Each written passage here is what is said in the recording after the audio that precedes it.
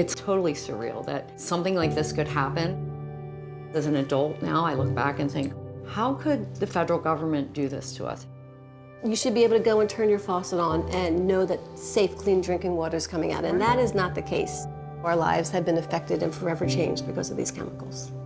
The people that we need to rely on to protect us are not protecting us. That's why it's so important that we work with the EWG and hold our polluters accountable. They are affecting people and they're making people sick. We cannot wait another minute.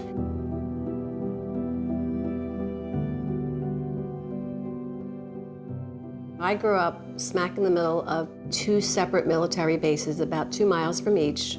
One was the former Naval Air Base, and the other one is now the Horsham Air Guard. They both became Superfund sites, one in the 80s and one in the 90s. I always had like some ill feeling of something was wrong. All of our animals died of cancer, our dogs and cats. The neighbor died of a brain tumor in, I think, '89. My dad died in '90 of a brain tumor. And then 3 months after burying my dad, I actually had stage 4 cancer.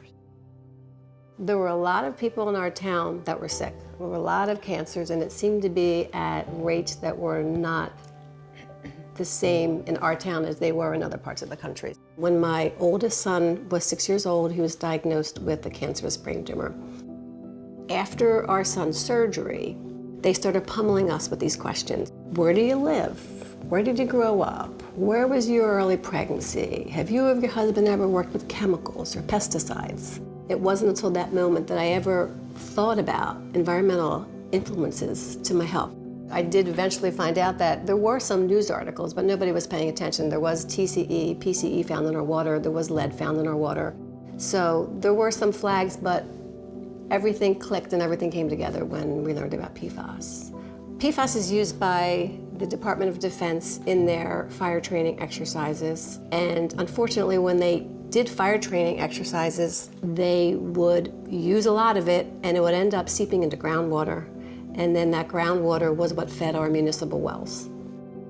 Our well was 25 foot from the Navy baseline. The runway was right across the street. The firefighting training center was right across the street. So we had so many signs and so much pollution. PFAS crosses the placenta. It can affect a developing fetus. It causes second-generation health effects, cancers, tumors, neurodevelopmental problems. These are forever chemicals, and they're called forever chemicals for a reason. They live in our bodies for decades, and they live in the ground for decades, and they're really, really hard to get out of the ground, to get out of the human body. It's overwhelming to be told that your exposure might have actually caused your child's cancer. It's horrible. And Mother's worst nightmare. You know, that's why Hope and I do what we do, and that's why we are so willing to work with the Environmental Working Group and try to get meaningful legislation passed to put an end to this. No community should have to go through what ours has. Joanne and I get emails every week. Our classmates, I feel like once a week someone's dying at 50 years old. There is so much disease and cancer in our town that it's frightening. That's why it's so important that we work with the EWG to be able to get voices heard.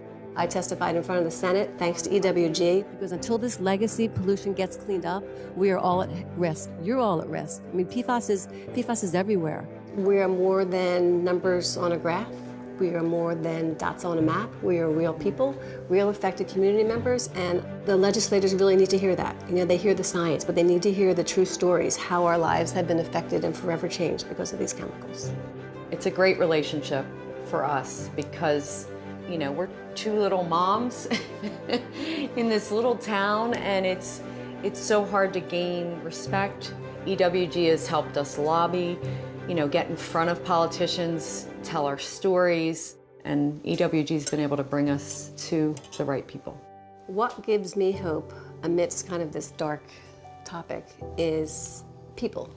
People like Hope and The amazing men and women that we are honored to work with at the National PFAS Contamination Coalition, they are warriors, not giving up the fight, and we will not stop until we have federal drinking water standards for PFAS, until PFAS is deemed a hazardous substance under CERCLA, and until we hold the polluters accountable.